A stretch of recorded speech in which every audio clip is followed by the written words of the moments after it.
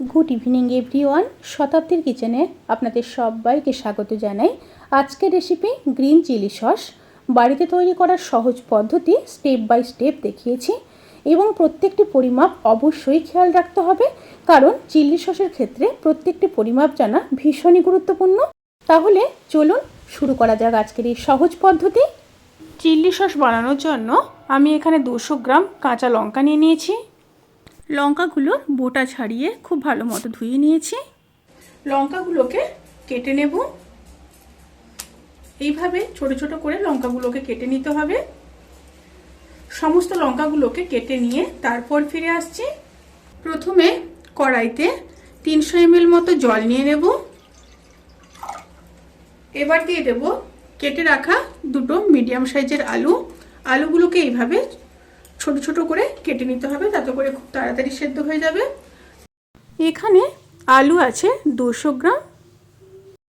এবার দিয়ে দেব 1 ইঞ্চ আদা, 5-6 কোয়া রসুন, প্রায় 1 চামচ, 2 চামচ ধনে, 1 চামচ লবণ, আর দিয়ে দেব 3 চামচ চিনি। খুব ভালো মতো মিশিয়ে নেব। মিশিয়ে নিয়ে ঢাকা দিয়ে আলুগুলো সেদ্ধ হওয়া পর্যন্ত অপেক্ষা করব। আলুগুলো যখন খুব ভালো মতো সেদ্ধ হয়ে যাবে, এবার কেটে রাখা কাঁচা লঙ্কাগুলো দিয়ে দেব।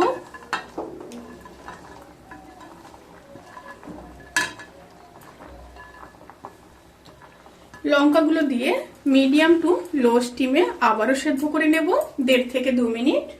লঙ্কাগুলোকে খুব ভালো মতো সেদ্ধ করে নিয়ে তারপর ফিরে আসছি। সমস্ত উপকরণগুলো খুব ভালো মতো সেদ্ধ হয়ে গেছে। এবার 1 কাপ ভিনেগার দিয়ে দেব। ভিনেগার দিয়ে আবারও 1 মিনিট ফুটিয়ে নেব। অতি অবশ্যই এই রেসিপির ক্ষেত্রে ভিনেগার ব্যবহার করতে হবে। ভিনেগার দিলে কিন্তু অনেক দিন পর্যন্ত ফ্রিজ আপ করা যায়। এখানে আমি 100 ml ভিনেগার ব্যবহার করেছি। 1 মিনিট পর ফিরে আসছি। এবার গ্যাসের ফ্লেমটাকে অফ করে দিয়ে অন্য পাত্রে নিয়ে ঠান্ডা করে নেব। সমস্ত উপকরণগুলোকে ঠান্ডা করে নিয়েছি।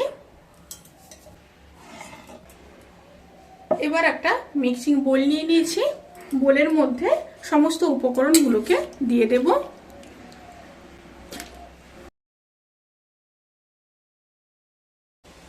সমস্ত উপকরণগুলো দিয়ে দিয়েছি। এবার খুব ভালোভাবে পেস্ট করে নেব। খুব ভালো মতো পেস্ট করে নিয়েছি। এবার একটা কড়াই নিয়েছি।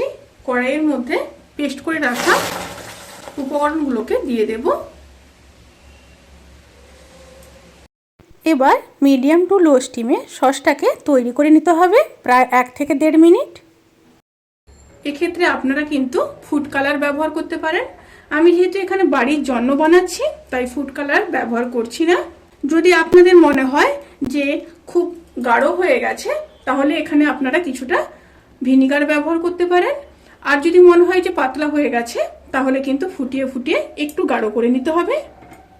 এখানে আপনাদের ঘনত্বটা দেখিয়ে দিই। এইভাবে হবে। জল যেন গড়িয়ে না পড়ে, সেই দিকটা অতি অবশ্যই খেয়াল রাখতে হবে। চিলি সস কিন্তু সার্ভ করার জন্য একদম রেডি। এবার গ্যাসের ফ্লেমটাকে অফ করে ঠান্ডা করে নেব। এবার সসগুলোকে কাঁচের বোতলের মধ্যে ঢুকিয়ে নেব।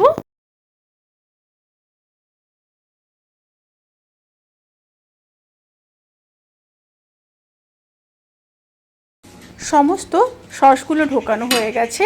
এরপর ঢাকনাগুলোকে বন্ধ করে দেব। বন্ধ করে ফ্রিজের মধ্যে রেখে দেব।